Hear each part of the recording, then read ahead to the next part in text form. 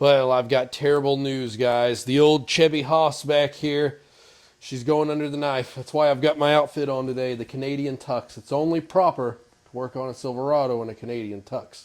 Leave a comment if you agree.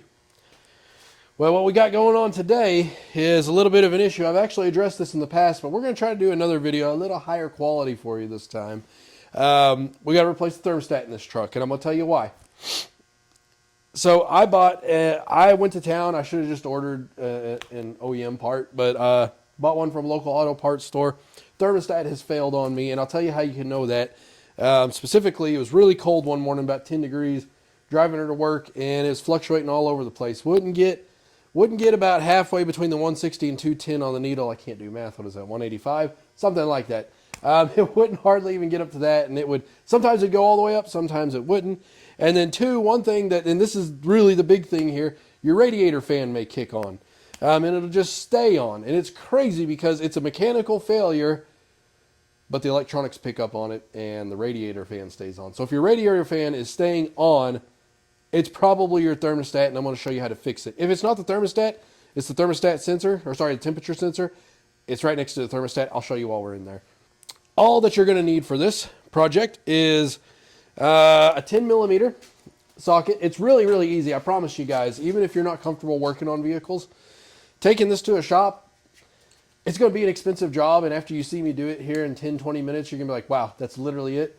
If you grew up playing with Legos or Lincoln Logs, anything, if you can build something like that, I promise you can do this job. It is not hard at all.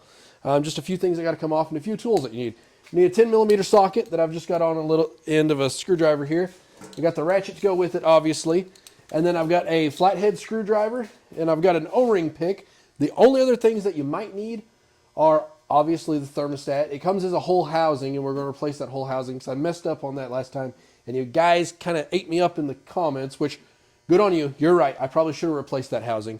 So we're going to do the whole thing. We're going to do it right today.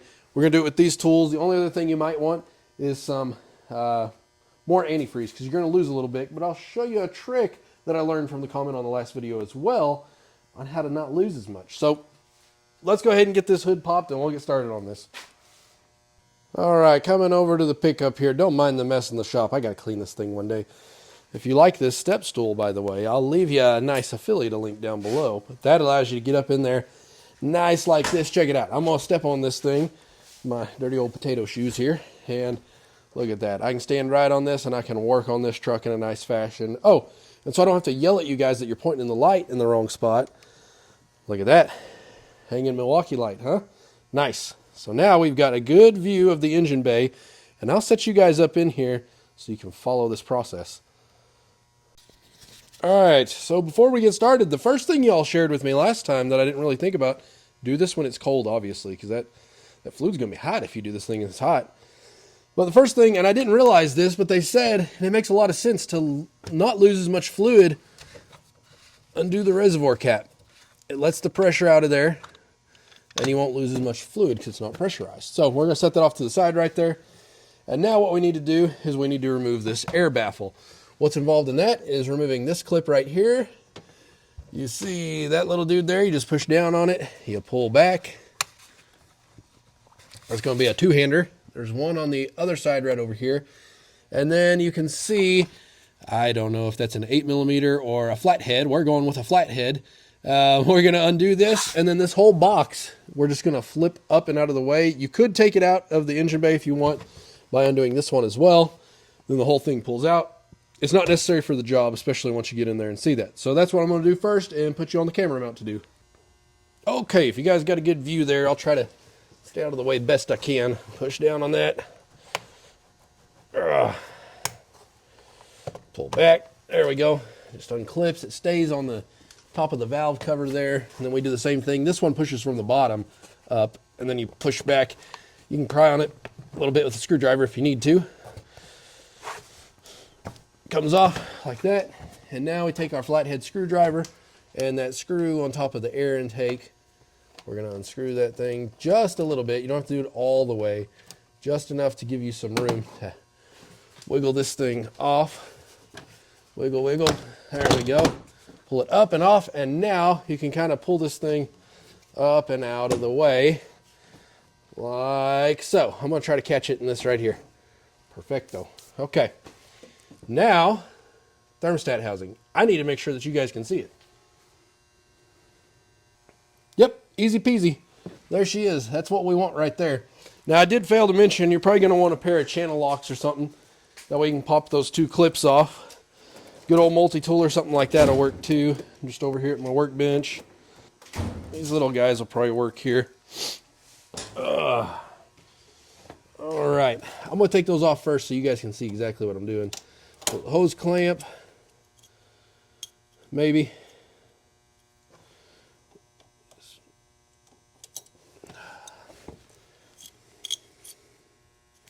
Nothing's ever easy, you know it. There we go. Come on.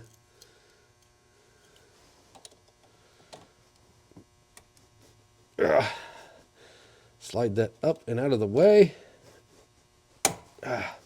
Something like that.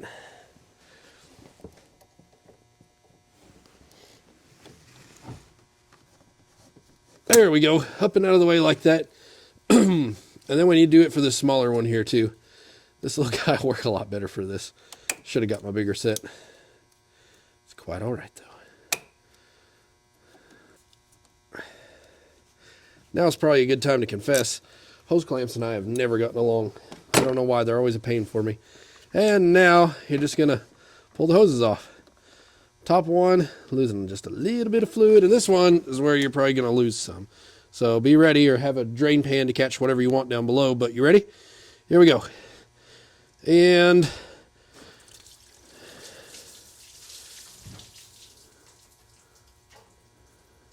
yeah, just a little bit of fluid.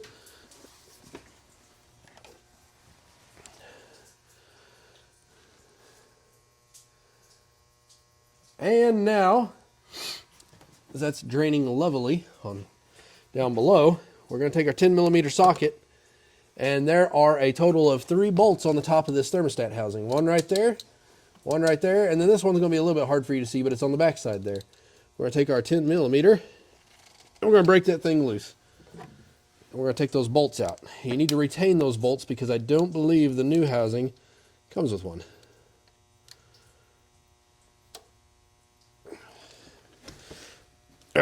There we go. Just break them loose and then you can spin them out by hand. Sorry if I'm a little congested sounding.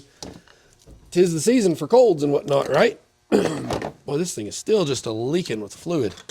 In an attempt to spare the expense, I'm actually putting the cap back on at the moment. Okay.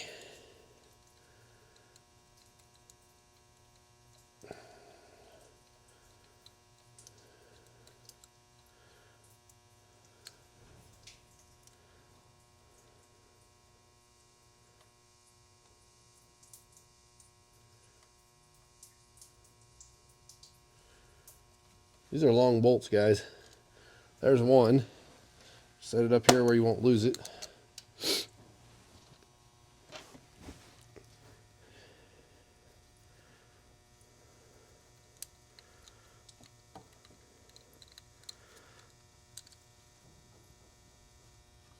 Here's 2.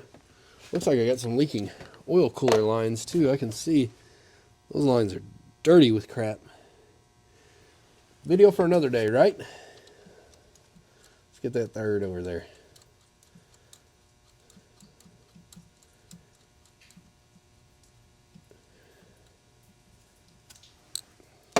We're almost halfway done, guys. Then, once you get that third bolt out, the whole thermostat housing is going to come out. This is a little bit different for me compared to some of the old ones. So the top clip of the housing here actually holds the thermostat in it. See? So this is the part that's failing, but we're going to replace this whole housing. So I'm going to throw this off to the side, this old junker. And before we put the new one in, and I'll do my shameless plug for the new one that I'm going to put in here, we need to get this old gasket off here. See, I failed to replace that last time, and that's just an old, nasty gasket. So I'm going to take my O-ring pick here, just kind of pick at it. She might be kind of welded on there because all those years of heating and cooling cycles, things tend to do that, right? It's actually not in that bad a shape, but we got new stuff. We're just going to use the new. I'm going to try to make sure that's as clean as I can anyway. Get any debris off there. It doesn't look terrible, but we're going to take a shop towel. If we're in here, we might as well do it right. Right, guys? Take me a shop towel, and let's just clean around that real quick. Wipe off any dirt and crud that might interfere with our installation. It's inevitable. You're going to get, living on a dirt road, things are going to get dirty. That's just the life of it. Okay, now, as I mentioned a second ago, shameless plug here, I bought something from the auto parts store. It probably has a lifetime warranty, right? I ain't even messing with it. This thing didn't last me probably a year, and gentleman I work with, he actually watched the video. He had trouble with one. He bought one from the same auto parts store. His failed within a few months. So I just too bad, you know, fool me once, shame on you, fool me twice, shame on me. So it's happened twice now. We went on Amazon. AC Delco one's about $60, and that is the premier one to throw in here. It wasn't going to get here quite quick enough for me. I wanted to get this install done today. So I substituted with a Dorman, which is not a bad company at all. Dorman, it's about $40, so 2/3 of the price, and I think it's probably going to work just fine for us. I'll leave links to both of them below. Keep in mind it's an affiliate link, so if you do buy from it, it does help support my channel, and it is much appreciated from y'all. This is how it comes in the box. See the whole housing, everything there, and look, pre-installed gasket. So it is like I said earlier, it's kind of like doing Legos. It's easy. So we're literally going to take this whole part, we're going to button it back down. Make sure to get it the right direction. The hose faces towards you, but that's it right there. Just make sure the gasket comes off. You don't want a double gasket. You're going to set it right down in there like so. There's probably a torque spec for these bolts, but I don't have a clue what it could be. So, as I say in a lot of my other videos, and exactly what we're going to do here, we're going to do it about like the Germans, good and tight.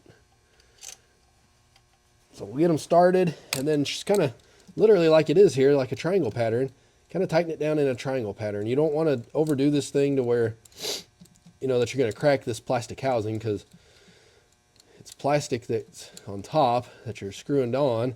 That's probably an aluminum housing, but we do want to smash that gasket down so we don't risk leaking any. So we'll just slowly tighten this thing down, hand tight it first, and then we'll go back around and we'll give it maybe one good turn with a wrench or two until it feels, well, like I said, good and tight. These little spinners are awesome for jobs like this. Ratchet's good, but this is just faster. Especially with smaller bolts like this, it makes it easy. I love these little spinner screwdrivers. Okay, so that's hand tight there. I'm going to hit this one more time. Yeah, it's got a little bit more that I can do there. And it'll just kind of go in a pattern like that until you get them pretty tight. And then we'll turn this down. Nothing crazy. About like that, I think, will be good. If I can find a torque spec, I'll leave it below, or somebody could leave it in the comments too if they know it, if they've done this job. Nothing crazy. Just as I said earlier, guys, we are almost done, whether you realize it or not. Okay. I think that's pushed down good enough. What I'm going to do now is put my hoses back on. I think I might start with the big one here. It just seems like it was more of the pain in the butt. Clamp it over like that. Take our channel locks that are a little too small. My good big ones are in the house, but I don't want to go in there right now. The baby's sleeping. I'll be in trouble with mama if I do that. Wake the baby. So I'm just going to stay out here and leave those two uninterrupted. Okay, slide this thing down. Keep going, keep going. Pretty much just going to go down to where the cuts are kind of already made in the rubber there where it used to sit. Oh, gee whiz.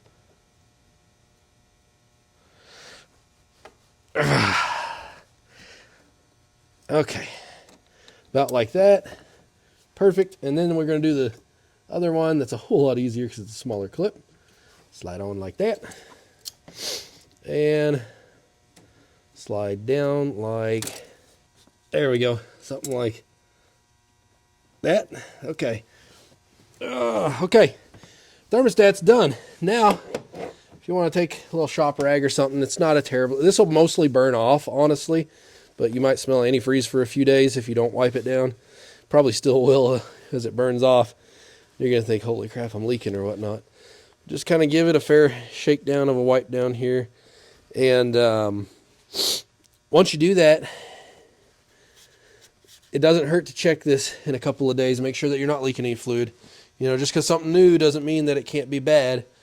There's some truth to that, guys. So it might not hurt to pop the box in a few days and check that. But now we're just going to take our air box. This is actually the air resignator, I think it's called. And in case you didn't know what this is for, okay, I'm sliding it over the throttle body there. This, the way it's designed, you're like, you know, you got this big old box, it's kind of in the way on top of everything, right? Well, its purpose is as air comes in through the air filter, the intake over there, the way it cycles the air through here, it actually muffles it and quiets it down. Interesting, huh? Yeah, I thought it was. So we tighten that down, I clip this back on, like that, you'll hear it clip. Other side, maybe, there we go. And then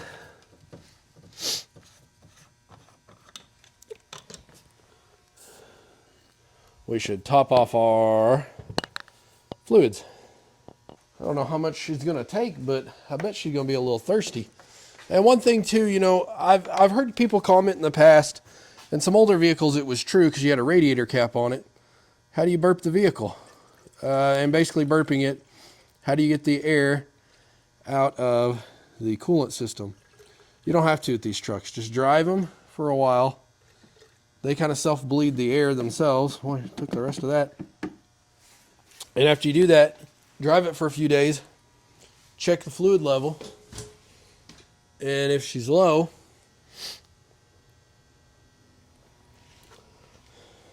you add more. It's that easy. Really that easy. Well, we topped her up. We lost a quart or two. But that's it. All right, I'm going to start taking things down, putting things up, and we'll conclude this video shortly. Well, just like that, she's a done deal. We'll drive her for a day or two, see how much fluid we lose. Oh, I better put the cap back on here. Hey, good job holding the light, by the way. Thank you. You did a good job on that. We're going to put this down. Clear out some of these nasty leaves on here, since we're already under the hood anyway, right? Wipe down any areas we worked. This is a constant process with all the leaves falling this time of year. But yeah, we're done, guys. With that concluded, that should fix your issue. If you still have the issue of your radiator fans going, I feel good that your thermostat's going to run up to the 210, because that's where it should sit. Should run up to the 210. You should be good there. If your radiator fans are still running, though, all you got to do is reset the code on it. Well, I don't have a code scanner. No big deal. Unplug the negative cable on your battery. Leave it, let it sit for 5-10 minutes, and then plug it back in. Should clear the code. Should clear the radiator fan. That's literally it, though, guys. That is the job in and of itself. That should fix your issue, and then you're good for, well, this truck's got 150K, hopefully another 150K. By the time it wears out and it's time for something new, we won't have to worry about it, right? Guys, thanks for checking out the video. Hope you enjoyed the little bit of humor in there. And until next time, take care.